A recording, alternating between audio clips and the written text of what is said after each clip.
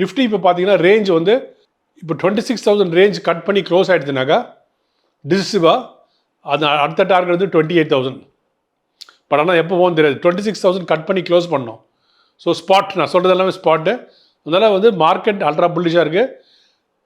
So இந்த மாதிரி டைமில் வந்து இன்றைக்கி யாரெல்லாம் பெரிய ரேலி கொடுத்துருக்கான்னு பாருங்கள் வால்யூமோட, அதெல்லாம் நல்லா மேலே போக வாய்ப்பு இருக்குது. ரெண்டாவது, உங்கள்கிட்ட இருக்கிற ஸ்டாக்கில் எந்தெந்த ஸ்டாக்கில் ரிசல்ட்ஸ் நல்லாயிருக்கோ அந்த ஸ்டாக்கெல்லாம் பை ஆன் டிப். ரிசல்ட் நல்லாயிருக்கு, ஸ்டாக் கீழே இருக்க வாங்கலாம். ஓகே, ஸோ அதனால் இது பை ஆன் டிப். அதேமாதிரி ஒரு சில கம்பெனி டெம்பரரியாக இறங்கியிருக்கும். ஒரு போன குவார்ட்டரில் பார்த்தீங்கன்னா ஏஞ்சல் ஒன்று இறங்கியிருந்தது நல்லா மார்க்கெட்னால, ஒரு மார்க்கெட்டில் ஒரு பேட் நியூஸ்னால ரிலேட்டட் டு ப்ரோக்கிங் கம்பெனி இப்போ ரெக்கவர் ஆகிடுச்சு.